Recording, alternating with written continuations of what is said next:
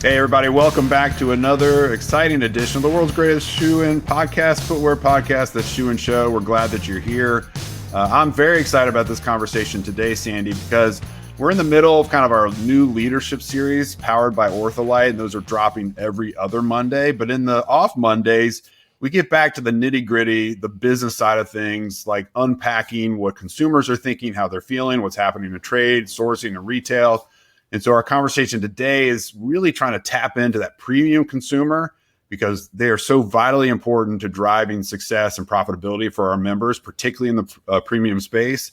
So today we have an expert, Sandi, who's on Shoe and Show with us today. Yeah, thanks for co-hosting with me today, Matt. I am thrilled to have on our Shoe and podcast, Mike Keisman, Head of Research and Innovation for MakerSights. Welcome to the show. Hello, Mike. Hi there. Thanks for having me, guys. I'm very excited to be here. We're excited to cover a lot of topics related to the premium consumer shopping trends, as Matt shared. But we'll start off by asking a little bit about who is the premium consumer. Tell us about how you identify that person. Yeah, so the premium consumer is, not quite like, say, the luxury consumer. I think it's really important to distinguish between those two. The premium consumer is someone who really values kind of a high consideration purchase. It's not really, let's say, an indulgence purchase. They really value things like, quality, durability, and long-term value. They really want to feel premium in the products that they buy. And it's really not about, let's say, hype or brand name. It's about, let's say, brand trust. And it's, not always about how it looks either. It's about how it wears, ages, and kind of reflects who you are. So, that's a couple little tidbits about the premium consumer to kick it off. Yeah, no, I appreciate that insight. So for us, we just had our exec summit in Washington not too long ago, and we were tracking consumer sentiment right now. The University of Michigan has this consumer sentiment poll, and everyone looks at it politically for a variety of different reasons. We're not going to do a deep dive into that.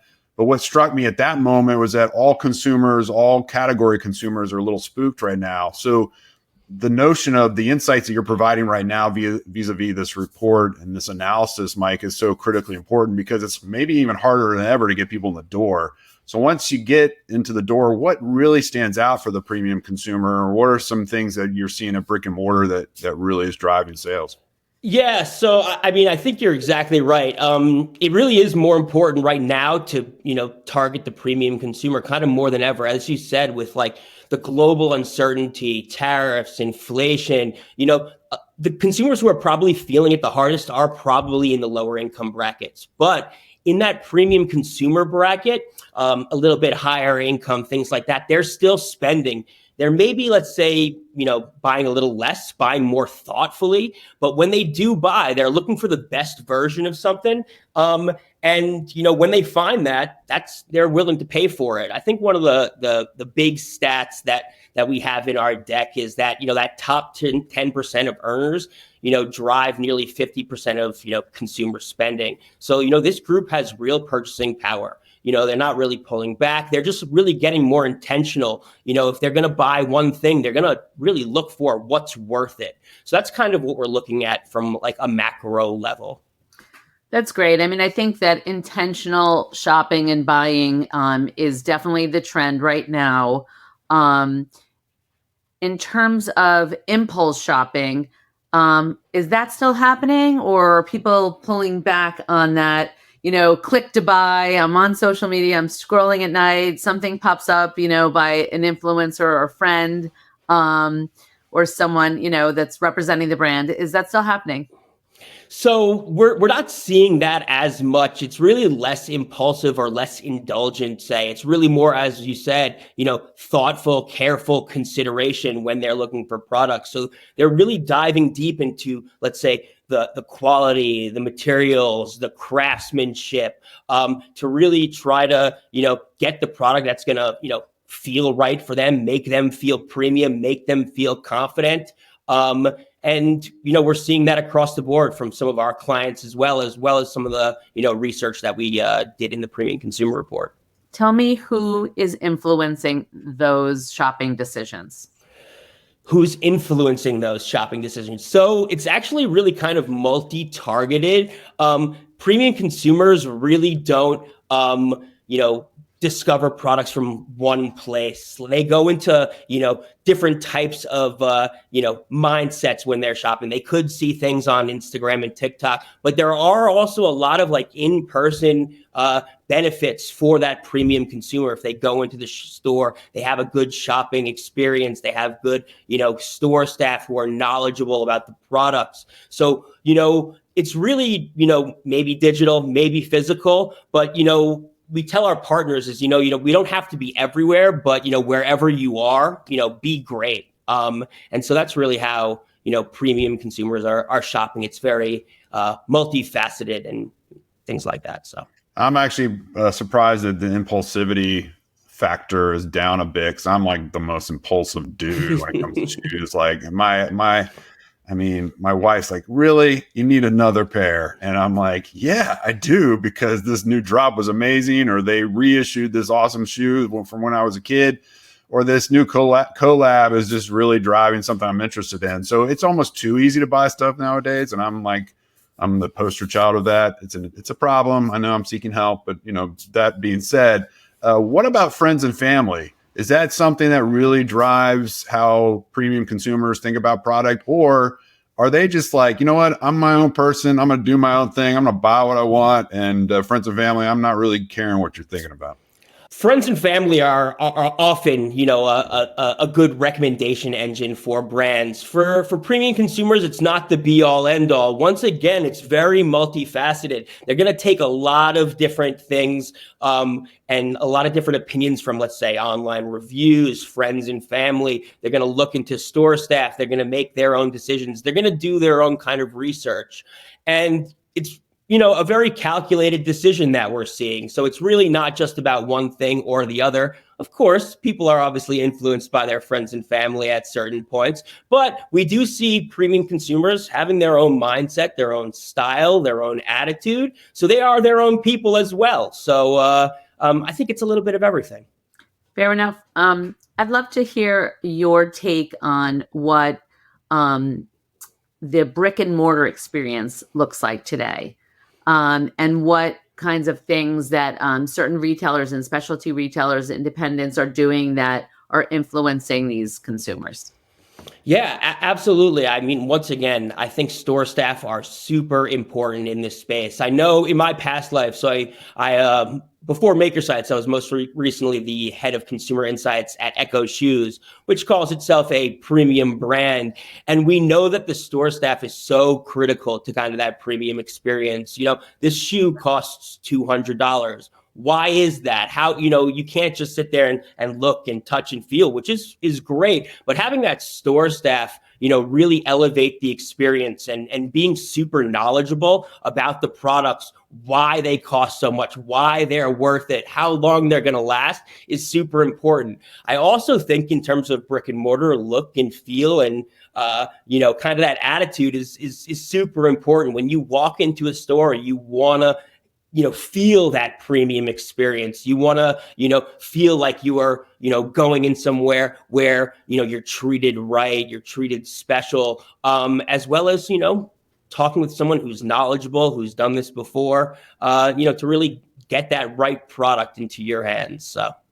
Yeah, I mean, I think it's interesting because all shoppers are different. Some of us just want to go in and find and not be bothered. I'm not saying that's me. I actually don't mind the sit and fit experience, to be honest with you. When you roll into a Nordstrom at Tyson's Corner here in Northern Virginia, and I've seen the Nordstrom team talk about how important it is and they really empower their salespeople on the floor to build those relationships. That is, to me, that's the premium experience. Even if you're not even buying premium product, or maybe you're buying the premium or luxury product, I should say. I think to me, that's what really drives that experience. And I often find that even if I'm not in the mood to go down that road, if I'm looking for a pair of shoes or even a new suit or whatever I'm purchasing, I always find that extra attention was actually well worth it, particularly if they know what they're talking about. And a company like Nordstrom just comes to mind as just pros at that. But how has the market evolved, Mike? Has there been an evolution with the premium consumer that our viewers and listeners should be tapping into, or or something that's coming down the road that you think is critically important to know? Yeah. So I think, the main shift is, and what was really surprising in our report was kind of how grounded that premium shopper is. When you think about a premium or an upper class semi-luxury type shopper, you really think, and assume that this shopper is, chasing logos or exclusivity or, unique drops. But most consumers didn't tell us they cared that much about that. They told us they cared about comfort, fit, materials more than brand prestige. Now, of course, logos and brand matters, but the way to drive that, brand trust with the premium consumer is to create a premium product that's long lasting, that's durable, that's comfortable, that checks all those, bases. This is even the case in like some of our sectors like lifestyle sneakers, where you would kind of expect, more of that hype machine to try to drive things. But even with those consumers, some of them are frustrated by, poor comfort or inaccessible drops. And, this was really kind of a wake-up call for us. If you want to go after this consumer, you kind of have to meet them where they are. And they're a little bit more grounded than you would think. Totally agree with that. I'm interested to hear what your take on is for online shopping.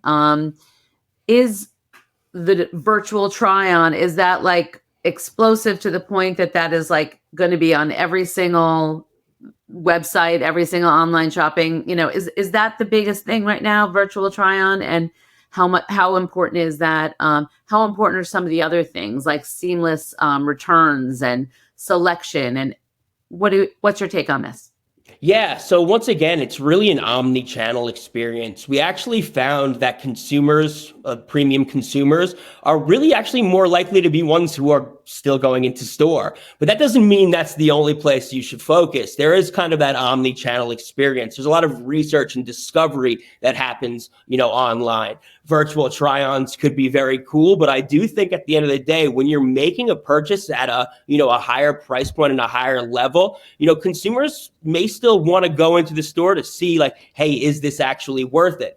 But then conversely, there are going to be consumers who, just purchases online, which is kind of where that seamless returns and, customer service and experience comes into play. Because if you do then buy a product online and it doesn't, let's say, match your expectations, if you're a premium brand, you want to make that right. Because once again, you have to build brand trust. And if you build brand trust, that's kind of the key to everything. And whether that's with, returns or exchanges, things like that, a consumer may not be happy at first, but if you can nail that experience in a, premium way, in a premium feel, I think that's where, companies can win both online and in store. So, Mike, let me ask you this. Price sensitivity. We're in this hyperinflationary period. Costs have gone up for footwear over the last few years. They've settled out right now. We're in the calm before the storm. Actually, as this is being published, we've got big retailers, not in the premium space, but talking about price increases, and tariffs are going to be astronomically high in the near future. How sensitive are premium consumers to the inevitability that prices are going to go up for them at retail? Yeah, so we actually have a really nice section of the report on this. They are sensitive in certain ways, but they also do have some more disposable income. What we did see, we asked a question that, said if a premium product that you were going to buy was increased by 15%, would you still buy it? And the majority of people said that it really wouldn't affect too much, but they would be a little wary. However, if there wasn't a price increase, they did say that they would more frequently purchase those premium products. So we're actually seeing something in a decision that's going to have to be made, because some of these prices are either going to have to increase. But if you don't increase your prices right now, you may end up getting more, market share. You may end up getting, a larger basket size, things like that. And during these kind of tumultuous times, if you can, once again, build trust by being that partner and going through these tough times with your consumer, I mean, the future hopefully will be brighter. That's kind of the way I like to think as well. So, it depends if it's a short-term play or a longer-term play. I think there's, once again, major opportunities for some brands to, keep their prices where it is, build brand trust, grow market share. And I think we're going to see some of that in some places. And the landscape could look a little different in a year or two or three. Yeah, I think we're going to talk about that in a second, but I would agree with you in terms of the fact that price increase matters, but not to these consumers as much because they are shopping maybe a few times a year, like they're not shopping every single week and buying these products, right? So it matters to them. They're loyal to these brands. I think the brands are really looking forward to getting closer to their consumers, offering something special, doing collabs, offering something extremely different in the stores and brick and mortar and things like that. So I think we'll see some of the trends change at brick and mortar in 2026. I'd love your take. You have a lot of this intel and information and the surveys and all that.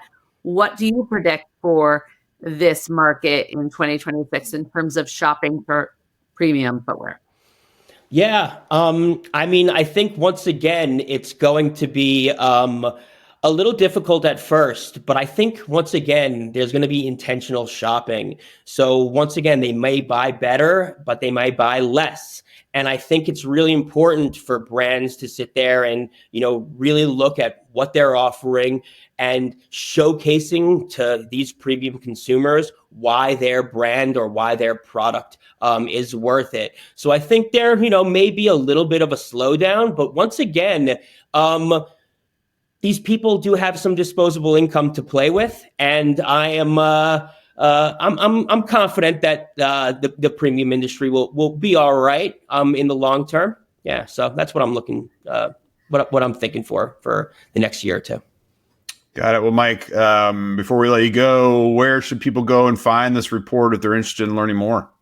Yeah, so you can go to our site, MakerSights.com. You can also check our LinkedIn page. You can also email me personally. If maybe I believe we're going to be publishing this in your newsletter as well, Matt. So we'll do that. The premium report is a really nice piece of work on the premium consumer. We also have 6 mini category reports that we can send to anybody. That includes things like performance sneakers, premium lifestyle sneakers, handbags and accessories, outerwear, and premium lifestyle essentials. So we have a lot of good information there. We have a lot of dives into different cohorts, whether that's, let's say, ultra affluent or values driven consumers, even men versus women that we can dive into. But we're really happy to share this one out.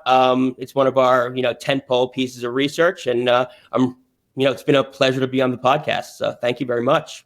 Yeah, thank you, Mike. We really appreciate it. We appreciate you coming on and sharing your insights on the premium consumer. And so we'll definitely look forward to having you back, and we'll push people towards that report for sure.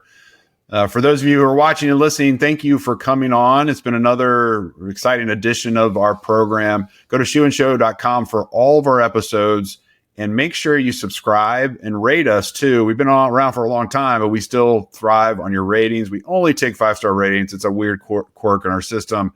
I will also say that we have our shoe leadership series that's rocking and rolling. The next one of that series in partnership with Ortholite will drop on Monday coming up. And so go to shoeandshow.com or shoeleaders.com for more information about our leadership series, where we're doing kind of a deeper dive into the ways in which leaders in our industry lead, and what are their principles, and what are the ways in which they show agility and drive diversity of thought and those types of things. So it's a really fascinating series. I've had a blast recording it, and we encourage you to check that out. Well, until next time, thanks again for watching and or listening, or both. And until next time, Shoe and Show is out. Shoe In has been brought to you by the FDRA, the Footwear Industries Association focused on retail, trade, politics, and fashion, helping create and enhance conversations on all things footwear. For information about FDRA, visit fdra.org.